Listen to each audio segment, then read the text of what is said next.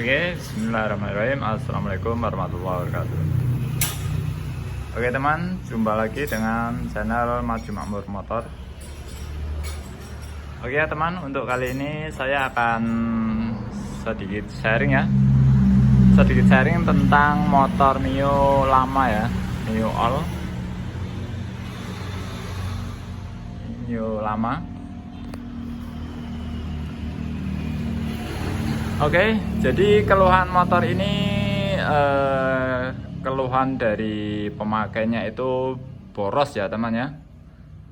Bahan bakarnya boros sehingga dibawa ke sini untuk diperbaiki ya. Oke ya teman, setelah saya cek ya, setelah cek karbunya, saya lihat nggak ada kelainan ya pada karbu, masih normal-normal saja ya. Dari pilot jet atau main jetnya juga masih normal ya. Oke, kemudian setelah saya hidupin dan saya coba, ternyata itu larinya berat ya teman ya, nggak bisa buat jalan ya, istilahnya digas itu nggak jalan lah ya. Di sini saya akan sharing ya teman ya. Jadi yang menyebabkan ini motor matic ya, terutama Mio yang masih karbu itu boros, itu tidak hanya pada karbunya ya teman ya. Jadi ada lain hal lagi yang bisa menyebabkan motor ini boros ya teman ya. Oke, setelah saya analisa, kemudian saya bongkar ini bagian CVT. Dan saya lihat ya, saya cek, ini ternyata kampas koplingnya sudah aus ya teman ya, sudah tipis sekali. Nah ini sudah tipis sekali ya kampas koplingnya. Kampas koplingnya ini juga jarak kerenggangan sama rumah koplingnya juga sudah terlalu lebar ya. Oke, sudah lebar. Di samping itu juga ini pada roller ya. Pada roller ini juga sudah ada yang hancur ya temannya. Ini satu yang hancur ya, dua. Yang lain ya juga sudah aus.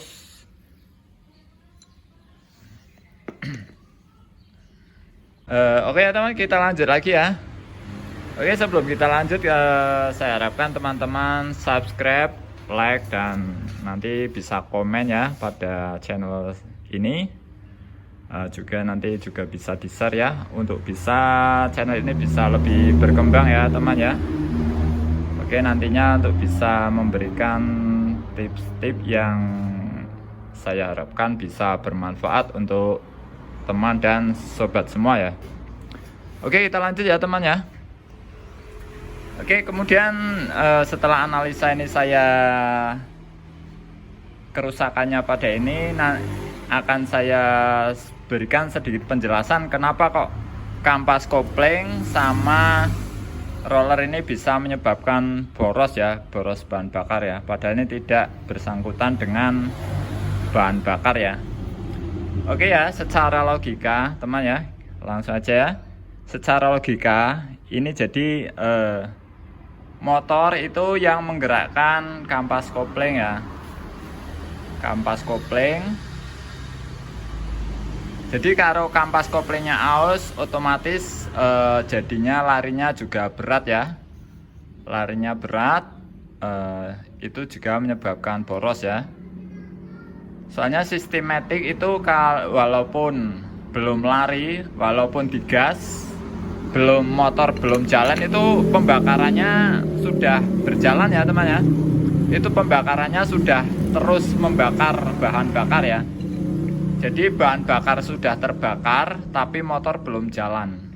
Itulah yang menyebabkan boros ya. Juga pada roller ya teman ya. pada roller juga ini bisa menyebabkan keborosan. Oke, karena juga seperti tadi ya, ini roller ini juga yang menggerakkan sistem roda ya. Jadi kerja mesin matic itu berputar, kemudian menggerakkan ini ya plat roller. Kemudian rollernya itu akan terlempar ya teman ya, rollnya akan terlempar ke samping ya. Nah gini ya, jadi akan terlempar ke samping semuanya. Ini ke-6 akan lempar ke samping, kemudian ini akan melempar rumah roller ini untuk menjepit fan bell ya. Kemudian fan bell akan menggerakkan ini ya, menggerakkan puli, dan puli menggerakkan kampas kopling menggerakkan rumah kopling ganda ya. Itulah urutannya cara kerjanya motor matic ya. Jadi walaupun maksud saya ini rollernya juga bisa menyebabkan keborosan pada pembakaran motor matic ya. Oke, di samping roller ini juga ini nanti ini ya teman ya, ini coba nanti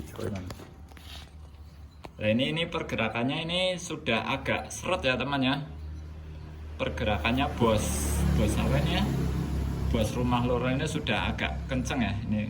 Nah ini kenceng, jadi otomatis ini pergerakan maju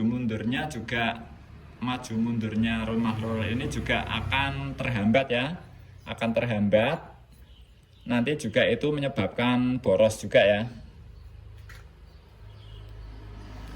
Oke ya teman ya. Jadi nanti solusinya itu nanti kita akan ganti saja ini kampas kopling ya. Ini kampas koplingnya karena sudah terlalu aus, sudah tipis sekali. Kalau masih belum tipis banget itu masih bisa kita akali ya, masih bisa kita ganjel bagian karetnya dalam sini ya. Tapi kalau sudah terlalu tipis ini sebaiknya kita ganti saja ya. Juga sama rollernya nanti kita ganti saja, ini sudah peyang-peyang gini ya, sudah hancur ya. Oke, kemudian kita bersihkan nanti kita rakit kembali. Insya Allah akan memberikan efek yang irit pada motor, karena motornya berjalan secara normal kembali ya. Gas-gasannya itu enteng lagi, itu berefek pada bahan bakar yang akan irit juga ya. Oke ya teman ya, jadi cukup sekian sharing dari saya, sedikit sharing dari saya, semoga bermanfaat untuk teman-teman semua. Walaupun sedikit ya, sebelumnya mohon maaf kalau penjelasan saya kurang begitu jelas ya, nanti bisa ditanyakan pada kolom komentar. Oke ya, nanti kita tinggal bersihkan, kemudian kita rakit seperti kita menservis CVT ya. Oke ya, cukup sekian dari saya. Terima kasih. Assalamualaikum warahmatullahi wabarakatuh.